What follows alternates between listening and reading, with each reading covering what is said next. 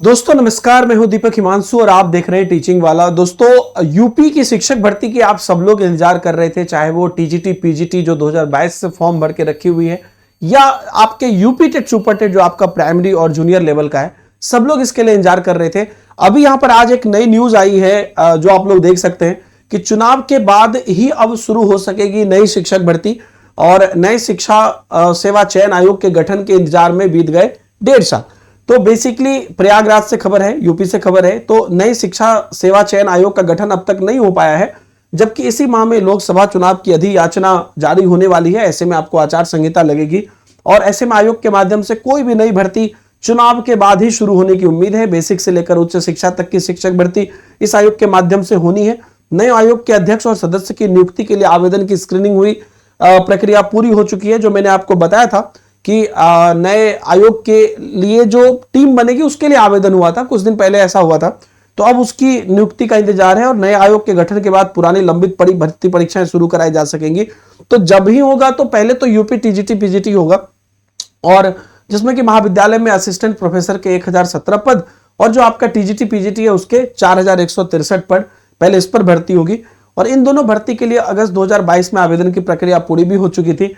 और TGT PGT भर्ती के लिए तकरीबन 13 लाख और असिस्टेंट प्रोफेसर के लिए 1.14 लाख अभ्यर्थियों ने आवेदन किए। मतलब टीजीटी पीजीटी के लिए 13 लाख आवेदन है और पूरे सीट कितना है 4163, और वो तभी से लंबित है। तो ये बात है, और इतना दिन हो गया है तो क्या फिर से फॉर्म भराया जाएगा, बाकी बच्चों के साथ नए बच्चों को भी मौका मिलेगा, ऐसी कोई अपडेट नहीं है, लेकिन वो तो समय बताएगा। लेकिन ये अब जो होगी ये आपको इलेक्शन के बाद ही होगा, काफी लंबे समय से लंबित है। दोनों भर्तियों की परीक्षा तिथि अब तक नहीं घोषित की गई है। नए आयोग के गठन के इंतजार में 1.5 साल से अधिक का समय बीत गया है और आयोग का गठन तत्काल किए जाने की मांग को लेकर सिविल लाइंस में जो है पत्थर गिरजाघर के पास युवक मंच ने 84 दिनों से धरने पर भी बैठे हुए हैं। और मंगलवार को अभ्यर्थियों ने यह निर्णय लिया कि बुधवार तक नए आयोग का गठन नहीं हुआ तो प्रदेश व्यापी आंदोलन शुरू किया जाएगा। तो आज तक अगर वो गठन नहीं हुआ, आज बुधवार है, तो नए प्रदेश व्यापी आंदोलन होगा। अगर नए आयोग के गठन से पहले चुनाव की अधिसूचना जारी हो जाती है तो आयोग को कोई भी नई भर्ती शुरू नहीं कर सकेगा। और लोकसभा चुनाव के मद्देनजर पर्याप्त मात्रा में पुलिस बल और केंद्रों के निर्धारण में भी दिक्कत आएगी। ऐसे में पुरानी भर्ती परीक्षाएं भी चुनाव के बाद ही कराए जाने की उम्मीदें हैं।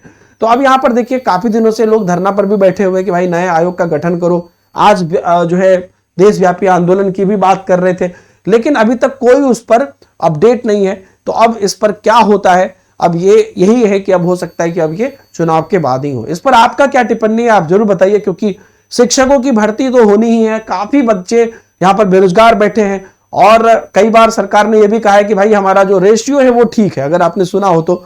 जबकि आप जानते हैं कि अलग अलग तरह से के रेशियो ठीक नहीं है, जरूरत भी है उनको टीचर की।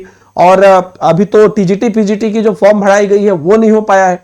बाकी प्राइमरी का जो है फिर से वो यूपी टेट सुपर टेट। तो ऐसा मुझे लगता है कि पहले यूपी टीजीटी पीजीटी हो जाएगा, फिर उसके बाद आपको यूपी टेट और सुपर टेट होगी। लेकिन अब ये चुनाव के बाद होंगी, ऐसा यहां पर कहा जा रहा है। आपका क्या पॉइंट ऑफ व्यू आप कमेंट में जरूर बताइएगा। Thank you very much, bye bye, जय हिंद।